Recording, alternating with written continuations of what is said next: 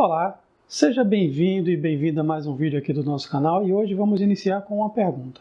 O que há de comum entre grandes personagens da história, como Jesus, Buda, Gandhi, Madre Teresa de Calcutá, Chico Xavier e tantos outros, além de serem espíritos altamente iluminados e evoluídos?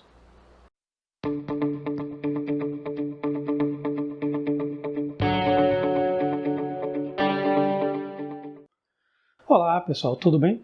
Pensaram na resposta para a pergunta que eu acabei de fazer? O que há de comum entre estas diferentes personalidades religiosas, além do fato de serem espíritos altamente iluminados, é o fato de que por alguma razão eles preferiram levar uma vida de humildade e de pobreza, e em alguns casos, como o de Siddhartha Gautama, por exemplo, que nasceu em berço de ouro, como se costuma dizer, e, no entanto, em um determinado momento de sua existência, preferiu abandonar tudo para seguir um caminho que ele acreditava que deveria conduzi-lo a uma vida espiritual de paz e bem-aventurança. É o mesmo caso de Francisco de Assis. Podemos citar ainda Chico Xavier, que apesar de ter escrito mais de 400 livros, preferiu renunciar aos direitos autorais de suas obras, até porque, como ele mesmo dizia, tais obras nem eram suas, ele era apenas um instrumento da espiritualidade maior. E o próprio Jesus, que nasceu em uma manjedoura, filho de carpinteiro. No vídeo de hoje, vamos falar sobre aquilo que Pietro Baldi chama de a economia do evoluído. Em outras palavras, por que esses espíritos evoluídos preferiram levar uma vida muito mais preocupada com as aquisições dos bens espirituais do que dos bens materiais? Precisamos levar em conta esta questão para compreendermos a temática do estudo de hoje. Precisamos ter em mente também uma questão que nós já abordamos no estudo que nós fizemos sobre a questão da propriedade privada, de que para Pietro Baldi, de acordo com o grau de evolução que o indivíduo haja alcançado, cada um lida de forma diferente com a questão da riqueza, da propriedade e dos bens materiais. Falamos então de três tipos: o tipo evoluído, um tipo intermediário e o tipo evoluído. No plano mais alto, os espíritos evoluídos pela sua própria natureza fazem a opção de não trabalhar no plano material, mas em um plano mais evoluído, o plano espiritual. Para eles, os problemas materiais se tornam secundários frente aos problemas que milenarmente ocupam a humanidade. E vamos então dividir este nosso estudo em três partes. Vamos falar do código de vida do evoluído no campo econômico. Vamos estabelecer uma relação entre a forma mental do evoluído e a sua economia, ou seja, a psicologia e economia do evoluído.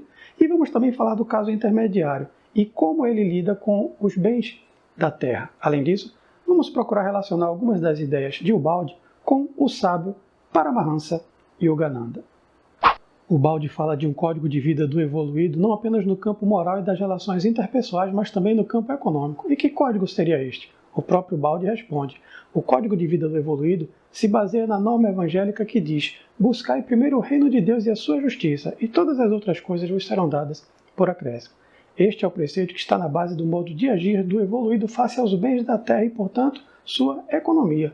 Ele procura primeiro os bens espirituais e o necessário para prover-lhe as necessidades materiais lhe é dado por acréscimo.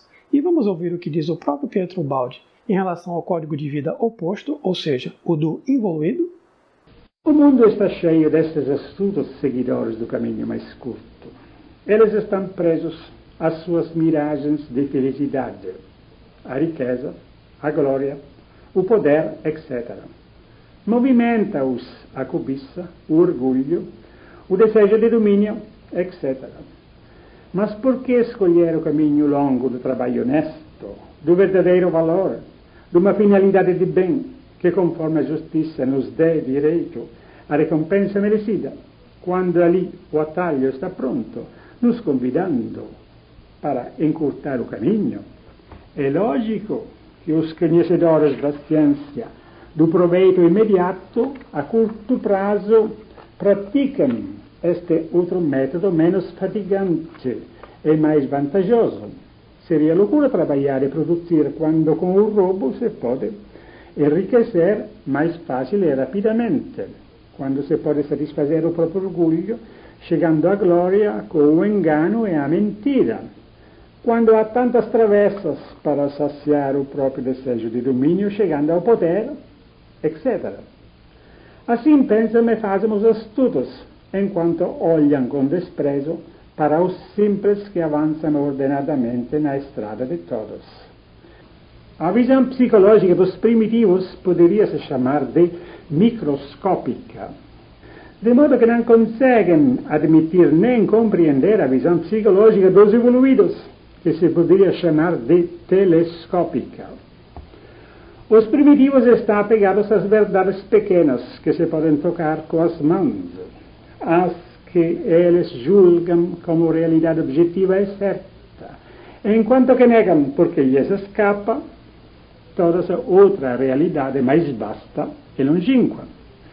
Assim, eles vivem como aventureiros, só do que conseguem com qualquer meio agarrar no momento do presente, sem prever e organizar nada pelo seu futuro. Viram aqui o código de vida oposto, o do evoluído, que se baseia na riqueza, na glória, no poder, na cobiça, no desejo de domínio e que é diametralmente oposto ao código de vida do evoluído? Se você nos acompanha, você já sabe, mas pode ser que tenha alguém nos assistindo pela primeira vez, então não custa lembrar que aqui no nosso estudo nós estamos sempre procurando relacionar o estudo da obra de Ubaldi com a obra ou ideia de algum filósofo. E quando eu falo aqui na filosofia, eu a entendo no sentido mais amplo, não apenas a filosofia grega e eurocêntrica baseada no Logos, mas também, por exemplo, a filosofia oriental, como é o caso do budismo, que nós já tivemos condições de relacionar com a obra de Ubaldi. E no estudo de hoje nós vamos relacionar com a obra de Paramahansa Yogananda. Eu estou aqui com a obra A Segunda Vinda de Cristo, que é dividida em 3 volumes. Da mesma forma como os ensinamentos do Cristo têm um papel fundamental ao longo de toda a obra de Ubaldi, nós podemos então pensar nessa relação com Yogananda pela forma como ele também procurou interpretar os ensinamentos do Cristo, tanto que ele escreveu essa obra em 3 volumes. E vejam o que diz Yogananda aqui na página 41 do volume 3, exatamente na parte onde ele vai refletir sobre os ensinamentos do Cristo, quando ele diz que não se pode servir a Deus e a Mamon. E tem um subtítulo que é o bom e o mau uso da riqueza. Yogananda diz aqui, as multidões míopes do mundo procuram obter as dádivas efêmeras de Deus, que são os objetos e prazeres materiais, negligenciando por completo o doador.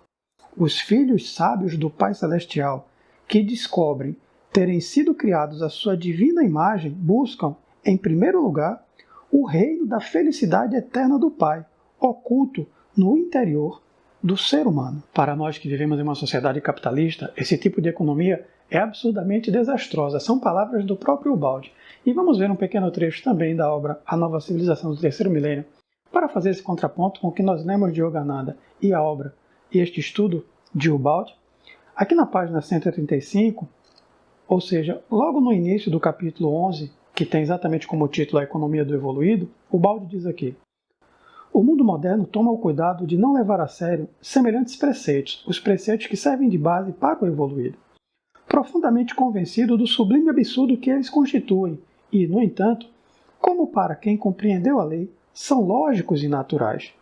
O estudo dos princípios e das forças da lei permite-nos, ao contrário do mundo, levar muito a sério esse método que, aliás, é o mesmo indicado por Cristo. Viram aqui como os ensinamentos do Cristo são utilizados tanto por Yogananda quanto por Pietro Ubaldi, e assim nós podemos entender por que o evoluído abandonou o método da astúcia e segue o método do Evangelho, que é o método da honestidade, que inclusive nós já estudamos aqui, porque um dos capítulos aqui da obra A Nova Civilização do Terceiro Milênio, que é o capítulo 6, se chama exatamente a lei da honestidade e do mérito. E eu vou deixar aqui nos cards deste vídeo o link para você acessar também este outro nosso estudo.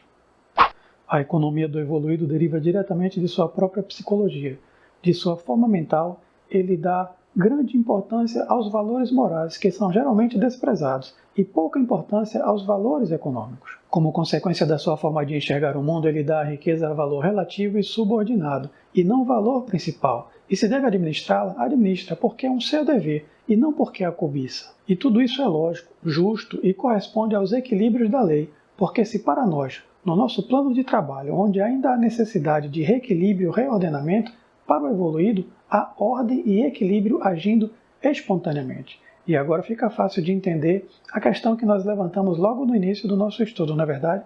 Por que esses espíritos evoluídos preferem uma vida de humildade e de pobreza do que uma vida de riqueza, de glória ou de poder. O involuído coloca os bens materiais acima dos espirituais. O evoluído procede de forma absolutamente inversa. O involuído sacrifica tudo para obter riqueza material e, em alguns casos, até o próprio espírito. O evoluído sacrifica tudo para obter a riqueza espiritual, até mesmo uma riqueza recebida. São duas escalas de valores opostos, dois mundos diferentes. O evoluído compreende que na escala da vida, os bens espirituais têm bem mais valor que os materiais. Dai a César o que é de César, e a Deus o que é de Deus. O homem do mundo tende a desinteressar-se das coisas do espírito. Ele está tão ocupado em obter riquezas que vive em função disso. Ele concentra todas as suas energias na busca de tais aquisições e por isso lhe sobra poucas energias para cuidar do espírito. E nem tem tempo para isso, porque todo o seu tempo é gasto, seja na obtenção de riqueza, seja no usufruto dela. O pouco tempo que tem, quando não está empenhado na aquisição de bens, ele gasta na obtenção de prazeres que a fortuna lhe permite.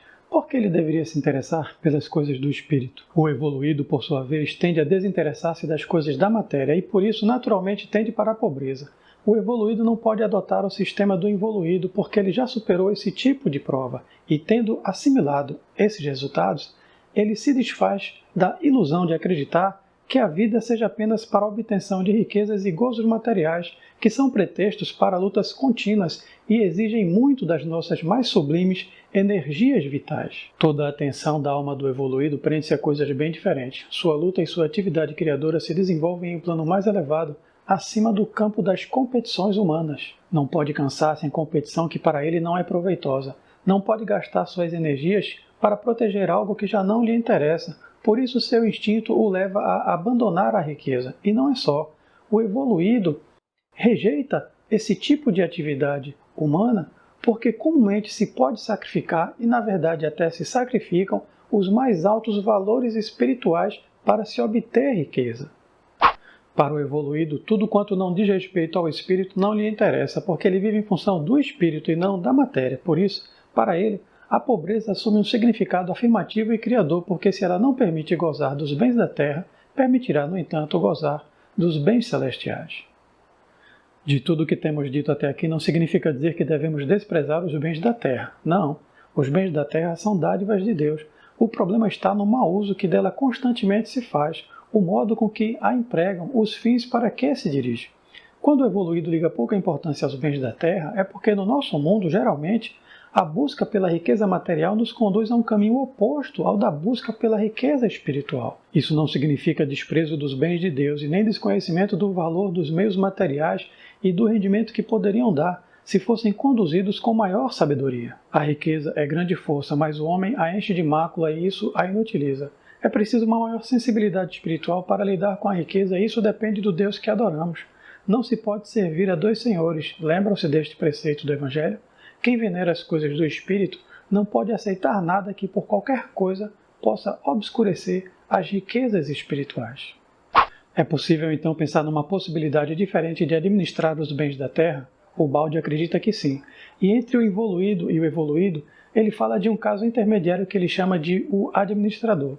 E vejam mais uma vez o que ele fala aqui na obra, A Nova Civilização. Nós já fizemos uma referência do capítulo 11, A Economia do Evoluído, e agora nós vamos fazer uma referência ao capítulo 12, Pobreza e Riqueza. Vejam só.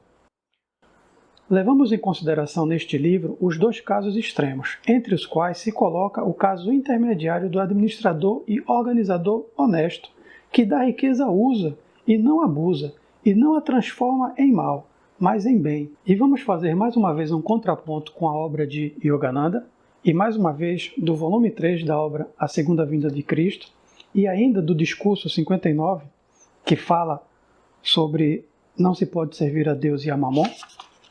Vejam aqui o que diz Yogananda. O dinheiro não tem inteligência própria.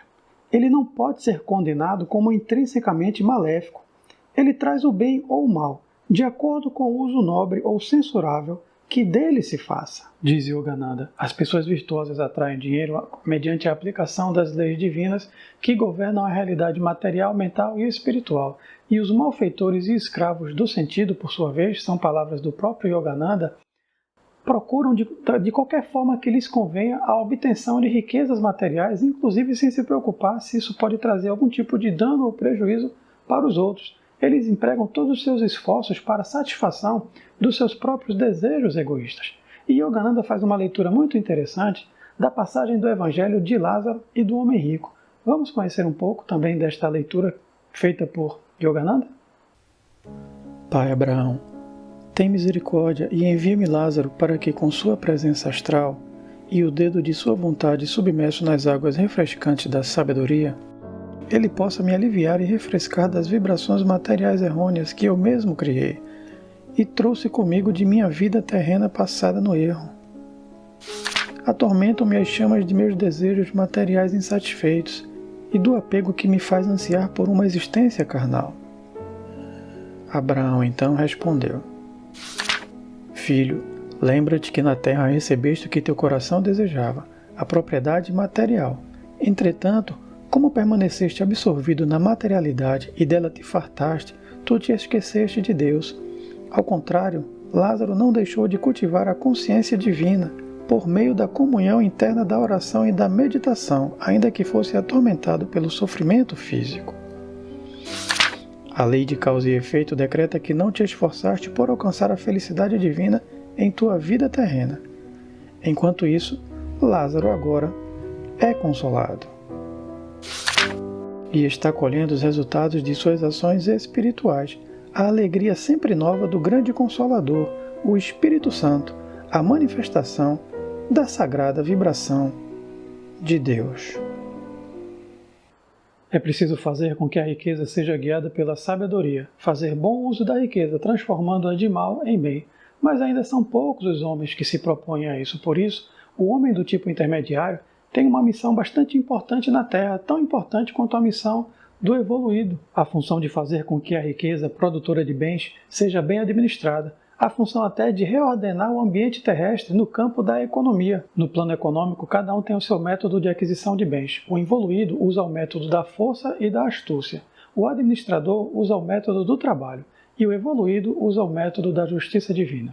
Se o nosso mundo fosse formado de uma maioria de espíritos evoluídos, já teríamos alcançado a justiça social e, em consequência, a garantia de provisões materiais. Não teríamos mais nem fome e nem miséria, mas ainda não é este o caso. Entretanto, se é certo que a humanidade está em evolução, ela também deverá evoluir no campo econômico, até que, quando prevalecer o espírito de solidariedade, de fraternidade e do bem comum, poderemos vislumbrar, no horizonte, a futura civilização do espírito, de que tanto temos falado neste nosso estudo, a partir da obra de Pietro Baldi. Até o nosso próximo encontro.